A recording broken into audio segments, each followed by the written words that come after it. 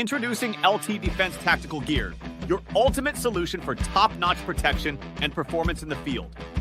Our armor bundles provide unmatched safety and comfort, while our battle belts and holsters ensure quick and easy access to your gear. Stay prepared for any situation with our high-quality medical supplies, designed to keep you ready for action at all times.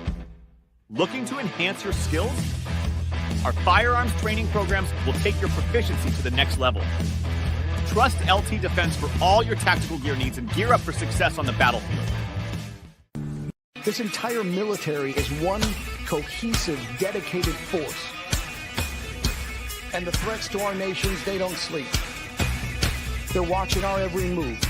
Iran, Russia, China, North Korea, ISIS, Al-Qaeda. They may be watching this right now.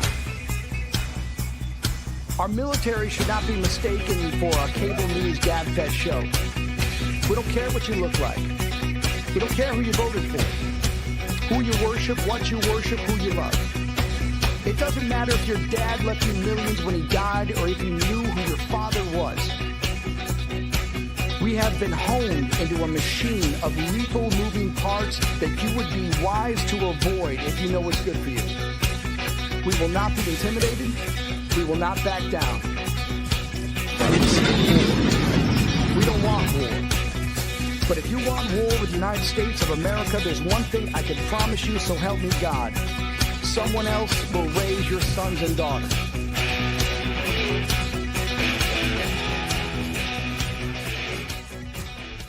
Military Broadcast Radio, the station that's giving veterans a voice. Find us on the web at mbradio.us. Military, I'm a certified financial social worker. I was in the Air Force for 14 years, and then I paid off $20,000 of debt while I was active duty within 3 years as an E3. So that's kind of like I got really into personal finance, and so I've been really passionate about that ever since. And that was 10, 12 years ago now. So since then, I became a social worker, and now I'm a certified financial social worker.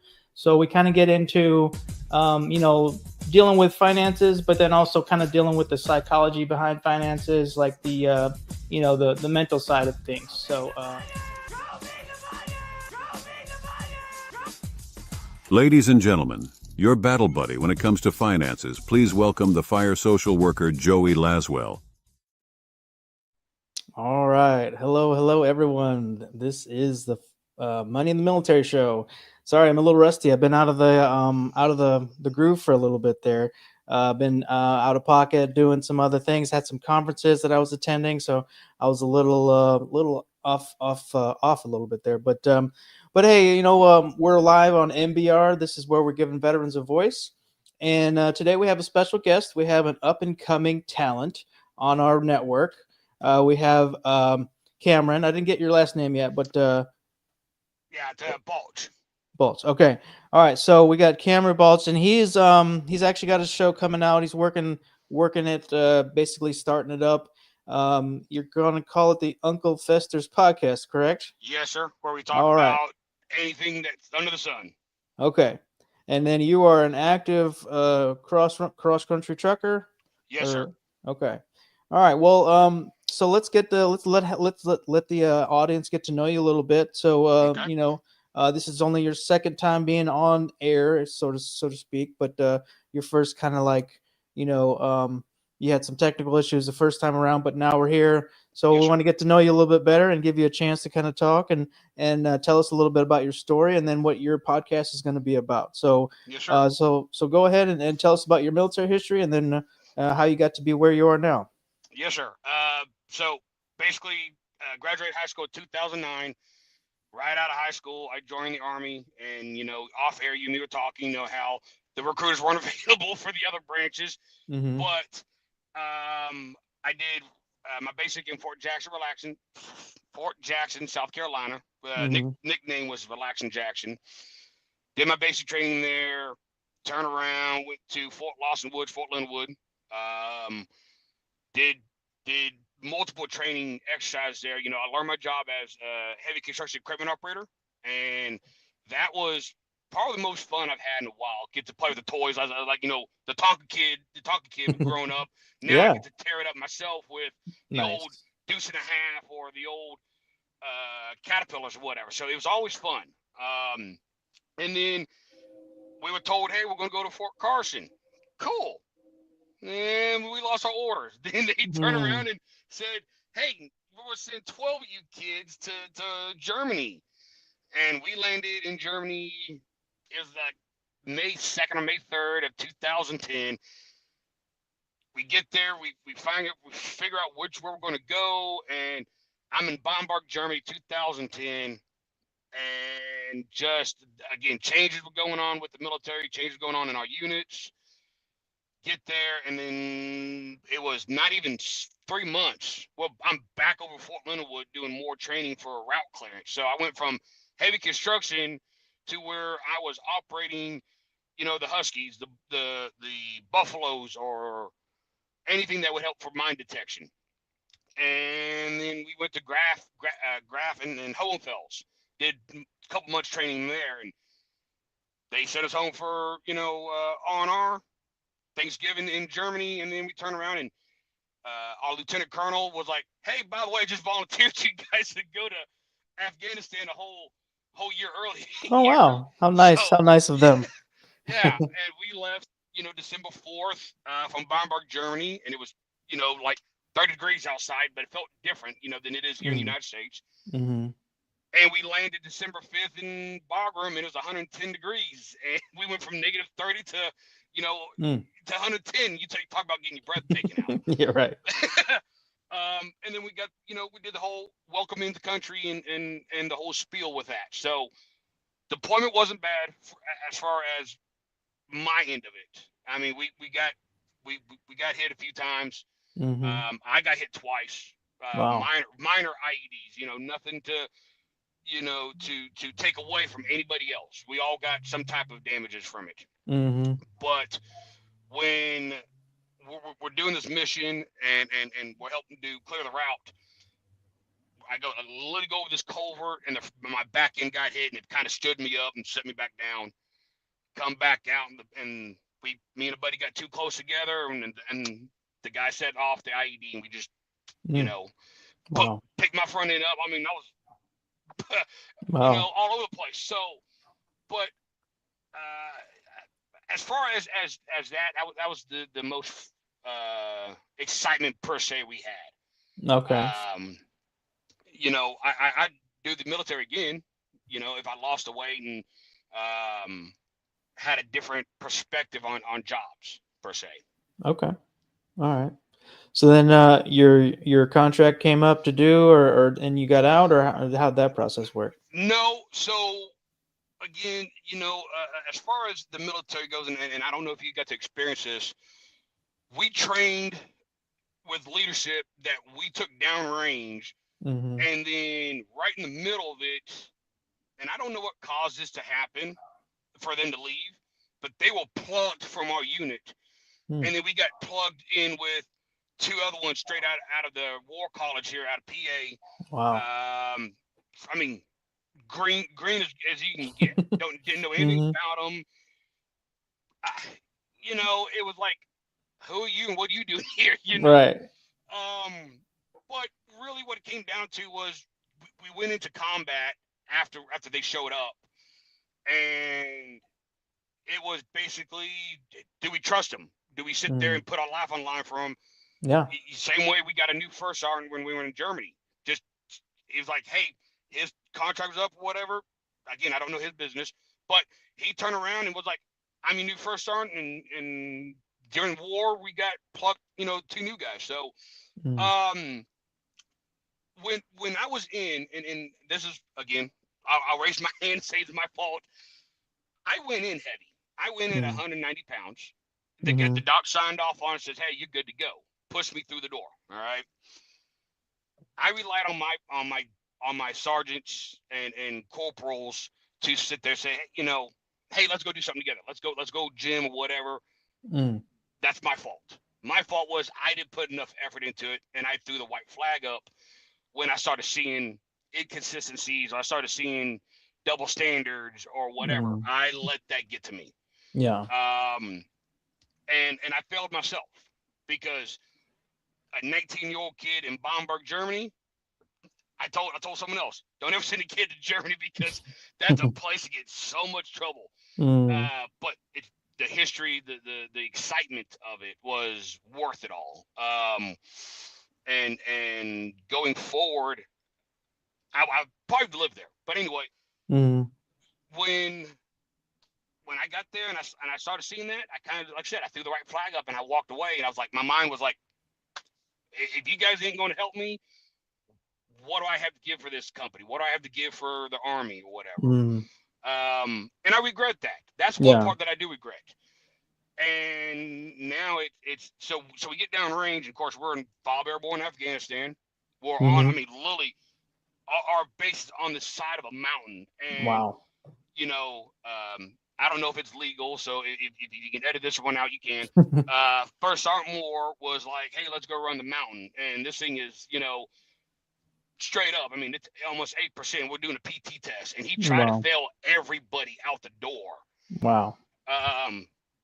You know, if you wasn't his standard, you're out the door. So we butted heads. I had surgery downrange. I had a root canal done downrange, and it was, hey, let's go do PT test right now. Well, I'm doped up on painkillers, and you know, we're going to push you to go do PT test. And you know, I butted heads. Honestly, I butted heads with that, and couldn't find anybody to help. So basically, it was like, hey, you failed your 3 PT test, you know, and out the door you go. So they sent me home right at the end of our deployment. Sent me home, and here's your paperwork. Have a good day. Thanks for what you've done, and that was it. Wow. That's crazy, man. That's crazy. Well, you know, like I said, we were talking offline earlier. You know, I definitely think you should value your service, and you know, you signed the dotted line. You went overseas. You fought for your country. So, you know, I'm proud of you, and thank you for what you do. You know what you did. So, and again, you know, like off air, thank you for, you know, acknowledging it from one battle to another battle. Yeah. Because not to get too far into it, but there is still that one where there's still those battles that they won't talk about the issues. They won't sit there and they'll get on Facebook, or they're, you know, talk to some stranger, and there's not that connect. There's not that, hey, I understand what you're going through, or hey, let's go fish, or let's go hunt, let's go. They don't have that, or they don't want that, and they're lost. Or a battle will reach out, man, let's talk, and they don't do it. So there is that issue, but to you know, to have someone as a battle, or even some of the populace, hey, thank you for what you've done. There's some days I don't feel like I deserve it. There's some days that I struggle with that, but I still show my gratitude because there's so much of the population that'll sit back and going, what'd you fight for? You know what you got yourself into. It's kind of weird how history repeats itself. You think back real quick, what happened with Vietnam guys? Hey, I got drafted, or hey, I signed up voluntarily with the Vietnam, and they come back and they're labeled with derogatory terms, and they're spit on, or their I wouldn't say houses were burned or cars were burned. I mean, you saw that, and I experienced some of it when I came back for R&R. I experienced it, you know, same thing. You don't know what you're doing. You don't know why you're fighting. Right. I wasn't into political. I didn't care until we started having our paychecks withheld, or we started having, you know, leadership issues, or whatever. And it's like, well, wait a minute, we need to talk here, guys. But again, it's to have people acknowledge it is still sentimental to me, and it's still, on one hand, it's hard to grasp it, but on the other hand, I'm grateful for it. Yeah. I mean, I think that a lot of veterans can resonate with that. You know, especially if you compare yourself to some of your peers. You know, it's like, oh, my dad did 21 years, my brother did 20 years, and I only did, you know, this amount of time. You know, so you kind of compare yourself to your peers, your family, and all that stuff too. So, but I mean, yeah, it shouldn't come to you invalidating or not valuing your own service. So I just wanted to make sure that you felt that. and that other veterans that might be in a similar situation can feel the same thing too. You know, they should value their service. Yes, sir. So what we're gonna do now, we got that's a good intro, and I'm glad you shared that with us. And part of the good thing about the MBR platform is that you're a real veteran. I'm a real veteran. We're two veterans just talking, and there's something there's very therapeutic about that. And I hope that more veterans can start tuning in and sharing and contributing to, asking questions and things like that. So, yeah, definitely. If you're listening, or if you know someone that might need an outlet like this, either come join us and start a podcast like Cameron here or me, or just kind of listen in and here's some two old crusty vets, talking about their old days. I'll agree with the crusty part. You start to think about when you get out of the military. When you was in the military, real quick, you're doing PT every day. You get out, you salute reveille. You do, you do your morning roll call, and it's, hey, let's go run. Hey, let's go do pull-ups or whatever. And by the time you get done, you're dripping in sweat and you're hurting, you're whatever. You got time to get a shower. You got time to go get some more food or whatever, and then get back to ready to go to work.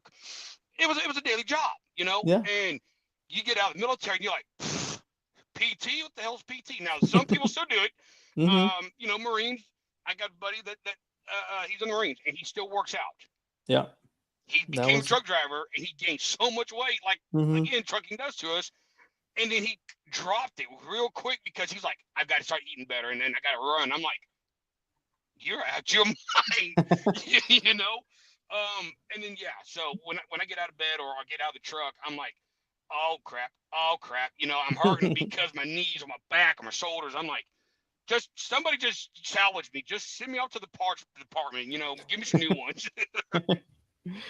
Oh man. All right. Well, we're going to take a little bit of a musical break. And then when we come back, we're going to talk some more. We're going to actually answer some questions.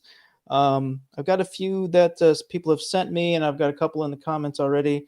But if you have any financial questions, it could be big, small, whatever's itching at you.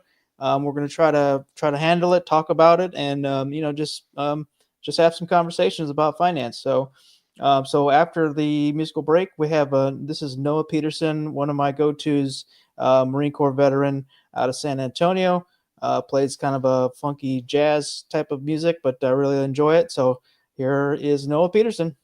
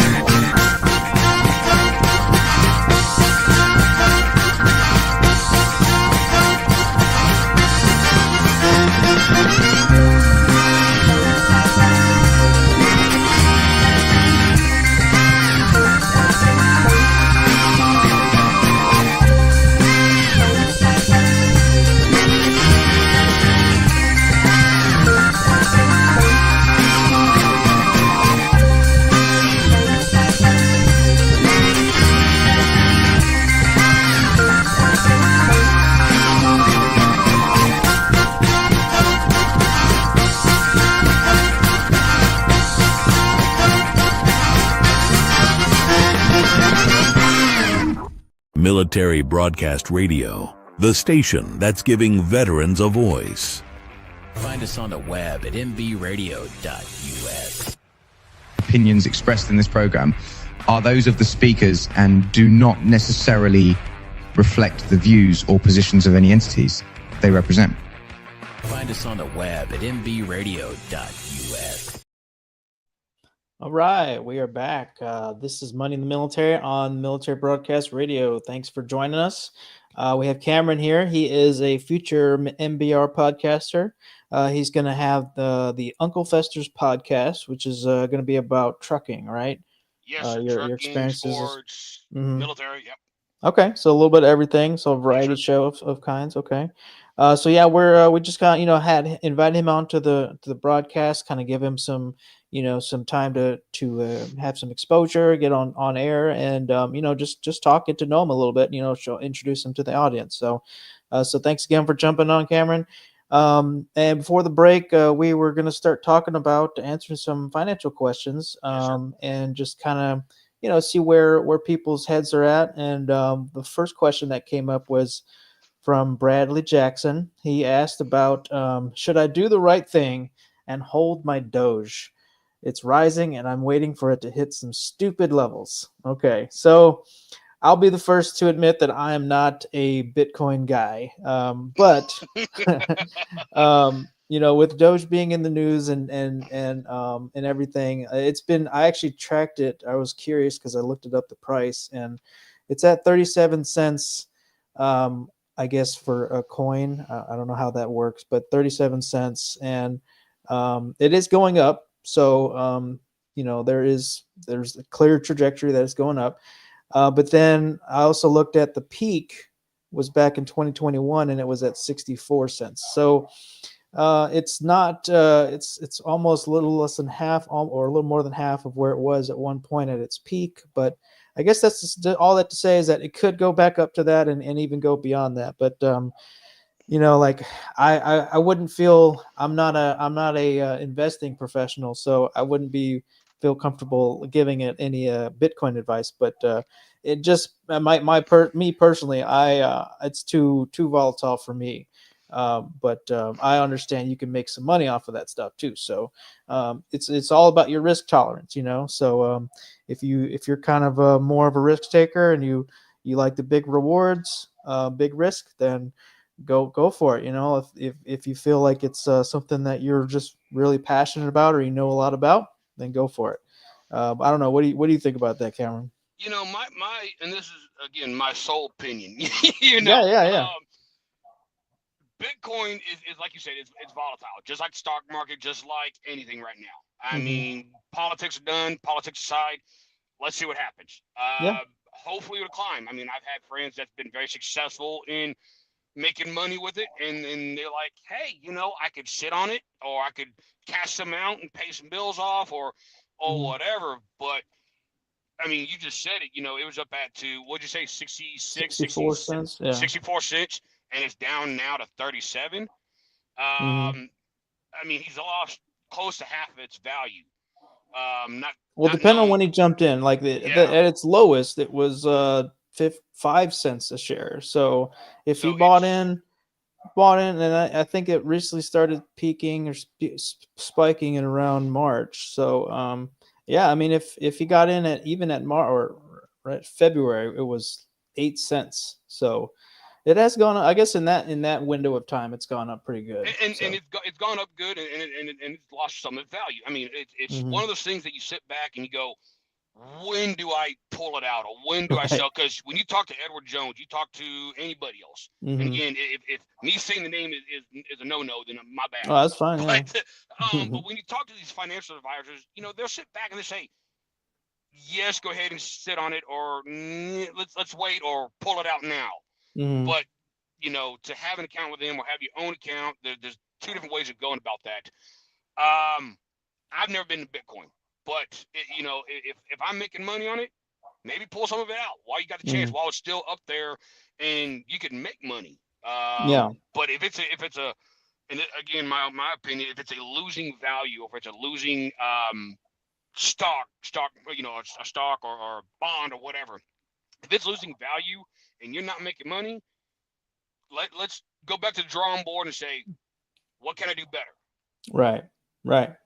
Yeah, and then the other part of it is like, what's your runway? Like, when do you need? Do you Yeah. ever need this money? Are you planning on spending any money? Like, or, where is this? Is this because like some people use investing stock market bitcoins almost like gambling? Like they know that Yeah. it's and they know they're taking a risk and it's kind of fun for them. But then other people, it's like, no, this is like my future nest egg. So you got to be kind of careful with what you do with that. Well, and again, you saw what happened with like the Bernie Madoff, incident. Or you saw what happened when the housing market crashed, and what was it, 2008, 2008, yeah. 2000? Yeah. Hmm. So when the housing market crashed or the stock markets crashed, and everybody lost their 401ks, or they lost so much of other availability to their money, it's like, okay, we know eventually that may happen again, but we Hmm. don't know when, we don't know how, we don't know who's going to be affected. All There's right. so many questions that as a person I have to ask myself. Mm. I've got a 401k. What's that going to put into? How can I save it? How can I not touch it? How can I, not owe any money? I mean, there was an app years ago. I don't know if they're still in business. It was like you could learn how to play the stock market game on your cell phone, Hmm. and this little kid thought it was a video game. Kid Mm. started playing the video game, and he's like, at the end, it's like in the week or in the month, it says, well, if you played these stocks, you would have had this kind of money. If you played Yeah. this stock or what you done, you owe $200,000 and $300,000. Right. And unfortunately, that kid ended up taking his own life Oh wow. because he thought he owed that money right then and Mm. there. Mm. He didn't. Again, he was well below 18. He wasn't. He was a Yeah. kid. He was like 13 or 14. So mistakes happen on that note. But this is, and again, the company refuted it, and I can't remember the company name, but they refuted it, say, hey, how can you hold us accountable? The kid lied or Mm. whatever. But look, there's a lot of questions got to be asked, and it's a Yeah. lot of education. I Yeah. mean, Yeah. I don't make a move unless I'm calm and I'm educated and I'm well diverse in knowing how it's going to be used. And again, Hmm. Mr. Bradley has a right to jump into Bitcoin. He's probably a smart person. You look at me, no, I am not smart any means, but I do a lot of research and I give him credit for it. I do, Yeah. because Mr. Bradley, he's willing to take that risk. How much Yeah. risk or how much loss or how much gain or how much um where does that all fall into play? Where does that Right. say, hey, I don't want to lose my butt, but Hmm. and is this my goal? Like I said, can I put money in this egg, or can I come rich off it? Or again, you made a comment when you turn around and say, oh, this is a game, or this is I got an addiction problem. Hmm. Yeah. So it's there's a lot of questions and a lot of answers. So Hmm. each person's their own. I give Bradley credit. I'll stay with Bitcoin. I'll jump into smaller markets somewhere down the road. You know what I mean? Right. Well, the thing about the Bitcoin phenomenon is I think a lot of people really did make genuine money, and so people kind of started to like jump on the bandwagon without really knowing what they were getting into, and so a lot of people lost their shirts, when things didn't go well, or there was a market correction a few years back Mm-hmm. that just really decimated a lot of people because they didn't know what they were getting into necessarily. So that's where I would just caution, like, if you know that if you're comfortable with the volatility, if like this your risk profile is good, you're strong, just make sure that it's money that you're okay with losing, because you can lose pretty much all of it. It's happened. So Yeah. that's where I would just be cautious. And I'm more of a cautious investor anyway, so I'm more of a buy and hold anyways type of person. So I mean, yeah, if that would be my ultimate I advice, would would be to buy and hold. I would say, and again, my opinion is I'll take a risk, right? Okay. Yeah. But how much of a risk? It's like Right. I won't sit on an account for 2 years or 4 years and watch it just completely fall out with the bottom missing. I mean, we're Mm-hmm. talking like a 67 Ford Mustang. If that bottom's falling out, I'm getting rid of Right. it or I'm going to try to repair it. But Right. there's so much you can do, because you turn around and you go, at what point am I just not making any headway? Mm-hmm. So you push forward and maybe. And again, this is the biggest maybe of all choices. And you sit back and you go, man, I let this thing tank. But I've had 16 other accounts that have been real positive. So 16 positive to 1 negative, I could take this one and let it sink. Right. But what happens? What happens going forward? Good. Again, good example, Pfizer. Pfizer's tanked, and they have tanked so hard because they've had a warehouse fire, and they've had, you know, the lawsuits or whatever come into play with this medicine, right? Yeah.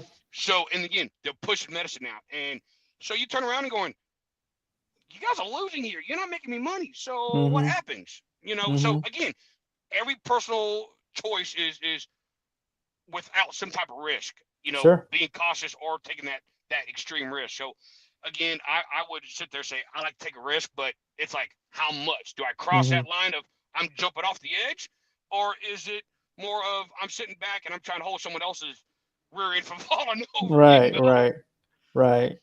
And then the other part of that, the flip side of that is, you know, the hindsight bias is that where whenever maybe you get a little spooked and you sell when it starts to go down, but then, you know, you look at it from a 5-year window and you're like, man, if I'd have just held on to that, then it would have gone. Like if you had an Nvidia, you know, for instance, I probably should have bought Nvidia a long time ago, but I never did. And even though I appreciate the product, I enjoy the product and everything, and I you know, it's just one of those things, like you never know what's gonna just jump off, you know. No, so you don't. So that's the tricky part, and that's where people get really, it's an emotional thing, because like it's a roller coaster ride, and a lot of people just don't feel comfortable, like either kicking themselves when they sold too soon, or, you know, kicking themselves because they bought at the peak and then it went down, you know. So that's just part of the risk, you know. And I think a lot of people just aren't truly prepared or mentally prepared for those possible losses. Yeah, and if I don't know what I'm doing, I won't do it by myself, right? People say you do the trading, do whatever online. You save money because you don't have that middle person taking 20, 30, 40% of your cuts. Right. So if you turn around and do it yourself, you better have the knowledge, you better have the education, you better look at the NASDAQ, you better look at whatever, because at that point in time, again, 6 months, 1 year, 2 year, 3 year, 5 year window, whatever, someone's going to tank, someone's going to climb and stay climbing. I mean, and at what point does Bitcoin level out?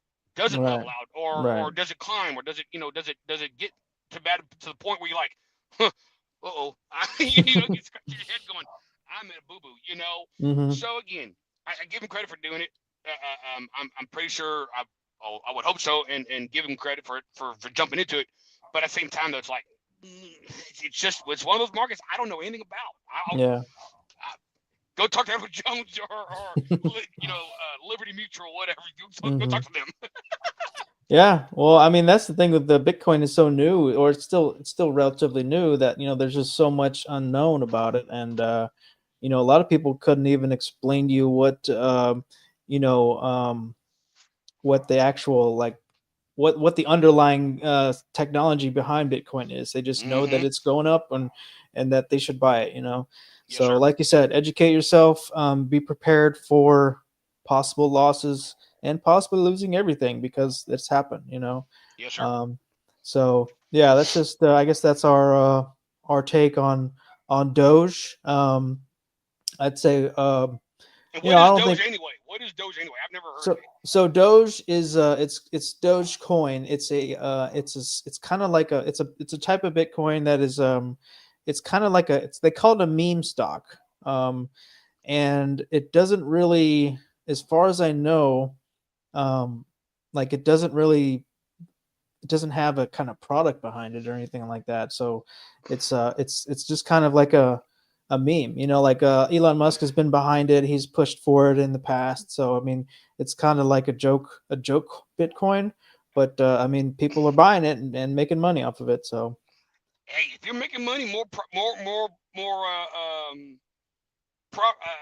power to you. to you. Yeah. Because I sit back, I'm going, I'm hearing meme, and I'm hearing, you know, Elon Musk. I'm like, No, I'm good. I'm gonna say as far as away from that one because that's a Right, burning right. fire. That's waiting to blow up. Well, that's where it's like, if you see enough people jumping towards something, you like eventually my mind starts to think, is like, okay, what's the catch, or where's the, like, is there something going on here? Because I mean, like, I'm seeing all these people flock to this, but like, I don't know if I trust it yet, Exactly. But at the same time, the early adopters, the people that did flock early, they probably made out like bandits, and then by the time other people get in, they're making some money, but not as much as the people at the beginning. So Exactly. it's kind of, it looks like a really an impressive return, but in reality, the people that the later you get into the game, the less your return is going to be. So Exactly. Well, all right. Well, we're going to take, I guess, another quick break. And when we come back, we're going to have a couple more questions, hopefully, to answer. And if not, we'll just wing it and make up some questions that we can ask of ourselves. But yeah, so we're going to see what we're going to play. We'll try something different. I still like this new guy, or new to me, Andrew Robero. Really like this song. So we're going to play his song. And then we'll be back with Money in the Military with Cameron, and be back in a few minutes. It'd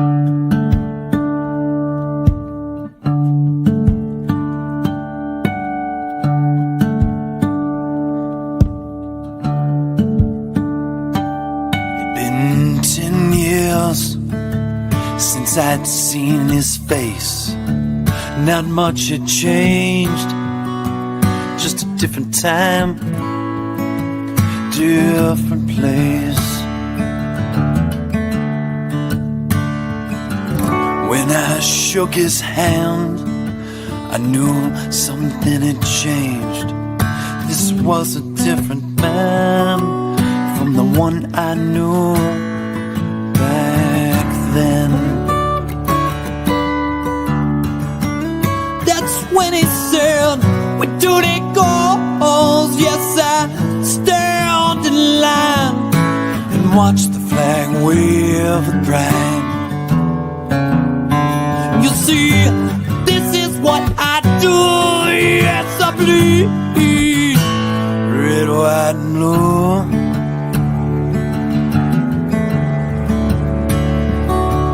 He told me the tales of his journeys far away. 3 times gone and land most only see on the front page. With honor and glory, he stood so tall and fought for you and I, so we could be free from it all. When he said, we do the goals. Yes, I stand in line and watch the flag wave with pride. You see, this is what I do. Yes, I bleed red, white, and blue.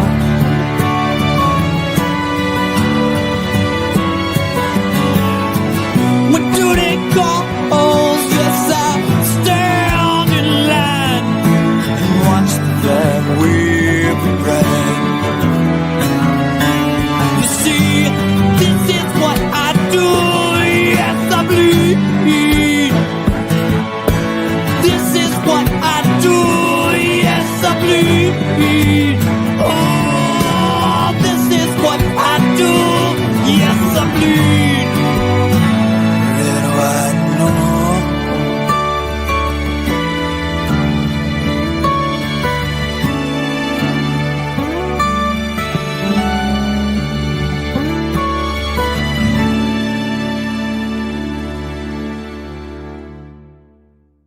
Military Broadcast Radio, the station that's giving veterans a voice.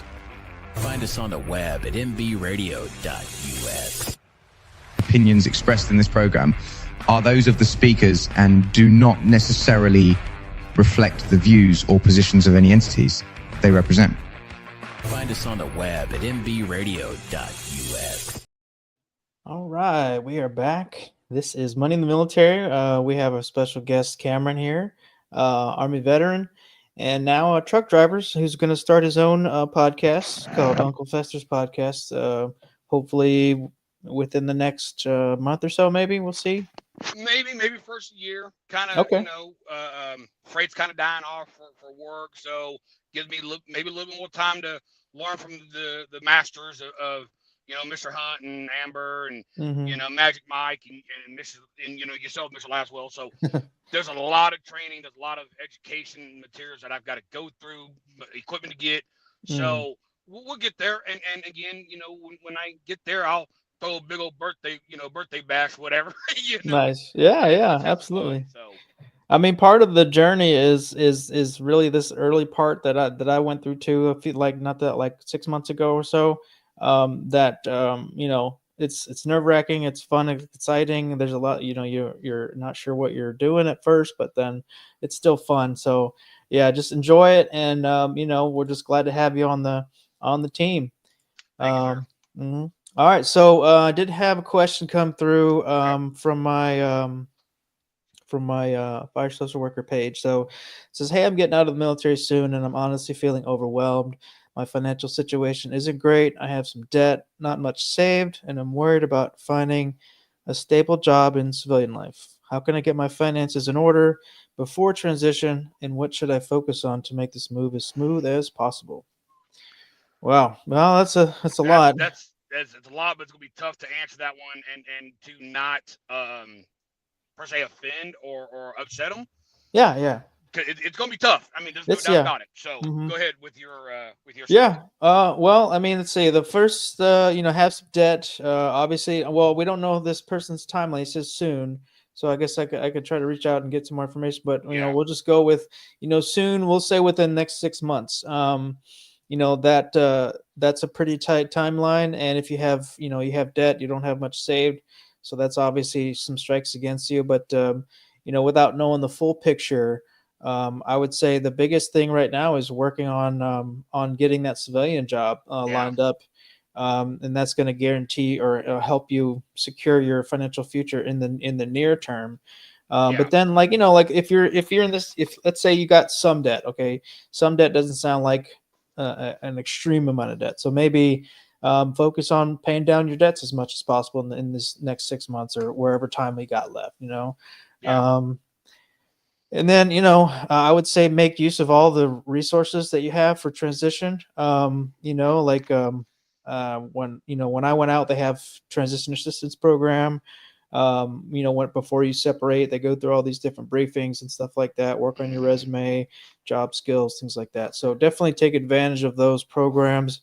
And nowadays they have those internship programs. I don't know if you've been hearing about them, but I did Skill Bridge before I got out, and I got to do a little internship, and that was really cool.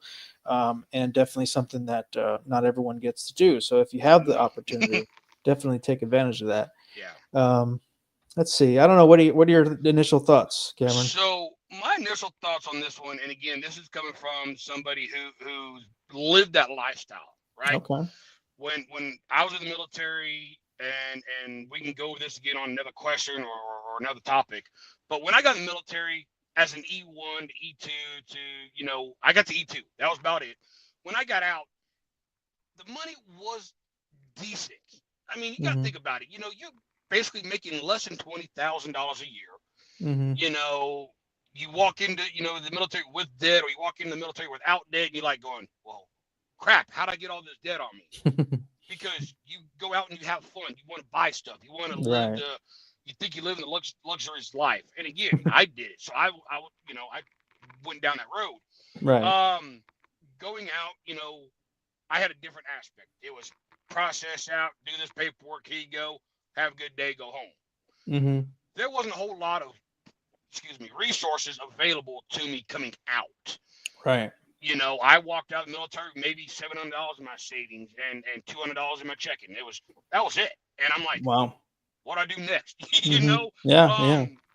I took, you know, at least a couple months off. That was my thing to understand how life was going to be, because You come, let's just say this person is in a war zone. Mm-hmm. You come back, you have to readjust. And that's going to be the hardest part without help is readjusting, because you're going to come back to civilian life where nobody will ever understand A, our lingo, B, what's in our minds, C, how we deal with it. When I first got out, I could replay Afghanistan. I could replay every moment. And I'm pretty sure I'm not the only battle out there that's been downrange that's going to replay it. I mean, I could picture it. I could smell it. I could see it. And so I got out and I kept saying, man, I'm strong. I don't need this help. I don't need it, whatever. Right. And it wasn't too long. I started seeing the effects of me having a gigantic ego getting in the way. And I started failing. I started making mistakes. I started, going down that path. But when it came to financials, I was like, I didn't have that help. I just like, let's start back at the bottom. And the things that I learned in the military could not be transitioned, in the Army, could not be transitioned to civilian life, because there was things that employers wanted more certifications or more hours on the job or more hours on the equipment. So again, there was certain stipulations. So going out, I just went back to the bottom. I went back, I found that one job that says I want to bust my butt to earn the respect of somebody that I don't know. Yeah. And work your way up and do it safely, do it smartly. As far as debt goes, pay off your lowest debt one bill at a time. Don't let it overstress you. Don't let it over consume you. Right. I mean, if you put $20 of that debt, that's $20 they can't refuse. Yeah. Yeah. If they start refusing money or they want more than you can afford, maybe you need to sit there and say, sorry, I can only afford 20 and I've got A, B, and C debt to work on. Right. And the VA. Go to the VA. The VA has more resources. Magic Mike is a very good person. Is to get his name out there and say, hey man, when he's available to talk and he can give you these paths, when he can sit there and say, hey, this is what the VA has, because the VA will have even job fairs. VA will have online hiring events or internships or whatever. Yeah. Go work for the VA. Some of it's not voluntary, some of it is voluntary. You got to, look into that. But when someone gets out, just take it one day at a time. Don't let it consume you, because then you start losing focus of what needs to be right here. You start looking off to the right or the left, and you're going to start making mistakes, and you start going down that rabbit hole, and then it starts getting darker and darker and darker. So reach out to people. Reach out to someone that says, hey, man, I've been there. Here's what I've did. Here's what I've done. VA is again, they've improved so much over the last few years. The PAC Act. The PAC Act wasn't out when I first got out. So 12 years later, they're like, hey, you been by a burn pit? Oh, well, yeah, my entire life. I was a kid. I stood over the fire, and I was inhaling the fumes from the fire. But no, when we were in the military, we burned everything. So we're out there. My hut was literally right out on the other side of the HESCO barrier. So yeah, I've got to go through the whole process for that.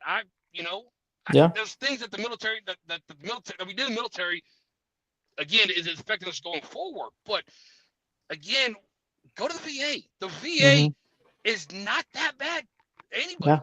You got your doctors, you got your psychiatrists, you got your people that just don't care because you're a burden to them, or you broke up their lunch, or whatever their excuse is. Find the right doctor. Don't stop looking for help. Don't stop sitting there thinking nobody cares.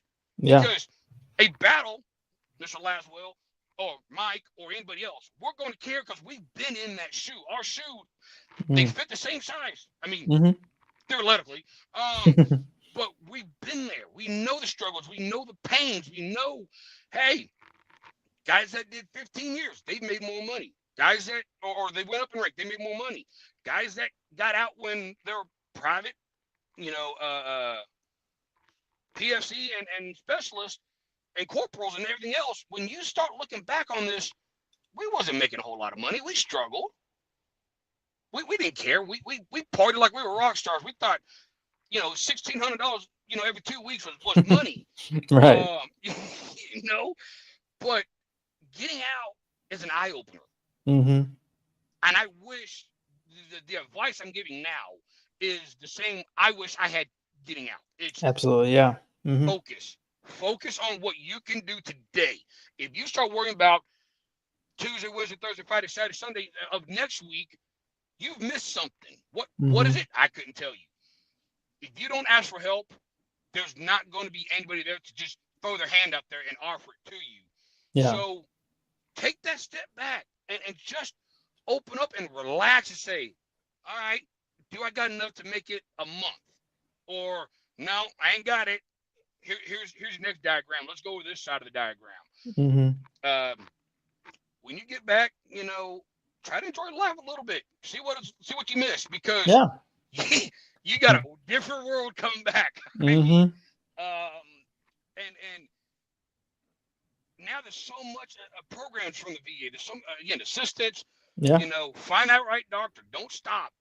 Find that right psychologist, or find that right financial aid person. I'm pretty sure VA's got somebody hidden in that building, somewhere. Mm-hmm. Make sure you get all your paperwork in order. Just, again, not to overstress anybody who asks this question. Mm-hmm. Look back at what, or ask a veteran. Find a veteran. Hey, what'd you go through? What'd you experience? Because I didn't have that. I didn't know I could go to the VA right out the gate. I didn't know. My old man served, and then he's like, hey, let's go to the VA. And I was like, for what? I don't deserve to be there. I'm not that person. Mm-hmm. So now I wish I'd done it sooner.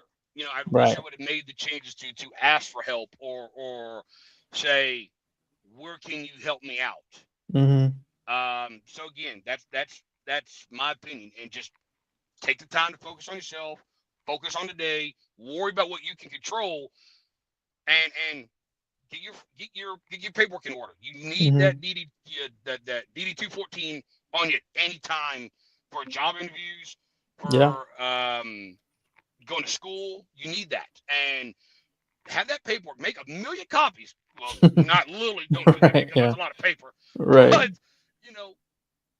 do that and say, this is the type of job I did in the military. Can it be transitioned? Ask these questions. I believe the DAV can help out. I believe there's another group out there. I can't remember the name offhand. Sorry. DFW. I believe they can help out. The American Legion, I believe they get someone. They know somebody or someone that can give you that advice. Mm-hmm. Sit down, talk with them. I'm not saying go have a beer with them during the daytime, because God knows that's going to be a bad choice. But sit down, talk with them, drink a cup of coffee with them. I'm pretty sure they can point you in the right direction. And maybe there's something that they missed. Maybe there's a mistake in your file. Maybe there's something that says, hey, I can make this better for you. But when it comes to your finances, it's about you. One bill at a time, one debt at a time, one day at a time. And just take a deep breath. Yeah. Take in the sunlight, because one day it's not going to be here. Yeah. So enjoy it. Yeah. I appreciate you saying that. It's it sounds like that came from the heart. That was lived experience. That was raw, and I appreciate that, man. That's it's good advice for anyone getting out right now. And again, when you make those mistakes yourself, it's hard. You shout it out from the rooftops, and when you finally understand those things. Yeah, and when you don't have that help, you're lost. You are seriously going, what do I do next? Who do I go to, and who's going to understand me? So it's a lot to take in when you first get out, because you go from a structured lifestyle that we as battles understand, and then you get out and you see the biggest picture that Picasso painted, because you see something now that civilian people try to ignore. And there's no structure, there's no respect, there's no leadership, there's nothing. I had a little bit of that in the military, but God, you walk out here and it's a different ball game. I mean, real quick, it's like I want to go watch Kansas City Royals face the New York Yankees, and I showed up to the wrong field. I'm looking at Houston Astros and Miami Marlins. You know, the Florida Marlins. I'm not in the same ballpark. Right. So Yeah. the picture is painted so bad from when we get out of the military to when we come back to civilian life. Mm. And again, it's. I wish the VA would have done this a long time ago. Yeah. I wish the programs were available a long time ago, but I'm learning it as I go. I'm making my own mistakes. Hey, I'm in the same person. I'm in the same boat this other person is. I'm turning around going, man, I put myself in so much debt with medical bills or cars or credit cards or whatever. And there's a time you sit back going, all right, you really need to sit down and look at the big picture that you're putting yourself into, because if you don't, there's going to be time you won't have that VA. There's going to be that time that you won't have that help. And guess what? You're under the bridge or it go anywhere. But, my thing is that it's just one day, one time, enjoy it while you got the chance. Enjoy what you can and work on what you can, because, again, one day it may not be here. Yeah, absolutely. It's like I try to liken it to finding your sea legs. You know, like when you're coming out, you're just kind of like you're like Bambi. You know, you're learning how to walk. It's a whole new world, and you're having to relearn or learn things that you just didn't have to do in the military world. So. Yeah, and who's going to be there? That's the biggest thing that you always ask yourself. Who's going to be there? Who out of my friends or family or battle buddies is going to be around me? Yeah. Because we come from all walks of life, different races, different religions, different political views and everything, right? Yep. So we get out. I've got buddies that are still in the military. They're sergeant first classes. They're jump masters. They're, retired staff sergeants. I still talk to them. They pretty much struggle too, getting out or staying in. There's some of them that are in that are still struggling. Yeah. So, but getting out, I wish I would have stayed. I wish I could have had the chance to fight to stay in. But my fate was decided a long time ago, and it's like, okay, you're done. Now you need to walk like a baby deer trying to find its legs, and you gotta learn. I mean, you gotta learn. It's this. The world didn't stop because you joined the military. Right. It flew, and it just went go and go and go, and then you try to jump into a line of a freight train and catch up, and you lost. So right. Again, and I'll repeat this a million times here, Mr. Laswell. Work on you as a person. Work on what you can control. Focus on what you can control. One debt or one bill, and don't overdo it. Don't sit there and think, man, I need a new car and I need a new house. No. If you can go pop your butt on the couch, go do it. Go be a bump a little bit. I'm not saying take advantage of it. I'm saying enjoy it. Just say, hey man, can I crash give me 6 months to get on my feet? Maybe someone can let you do that. Yeah. Or a family, right? Get back on your feet, but take the time. And if you make a mistake, that's your time to make the mistake. That's your time to learn from it. Going, well, I shouldn't have done that one because now I'm paying for it here, or I'm paying for it 15 years later. Right. And I'm a prime example. I've done exactly what I'm telling you guys, and I've struggled so much with paying off my debt, but I put myself in debt and I pay it off little by little by little. There you go. Go to school. God, if you've done enough time, you can go to school and look at what you want to do. Make that choice. You got time. You got to infinity. I would assume so. But look, just do you. That's all I can say. Just keep doing you, and one day at a time, and focus on you. Clear your mind. Don't let it get stressful. Well, man, I feel like I just went to church. I appreciate that. Preacher Cameron came through for us. But that's actually it's actually right, man. The time is just really flown by. It's almost time to call it. But But man, Cameron, I think you got a bright future ahead of yourself in the podcasting space. We're glad to have you here at MBR.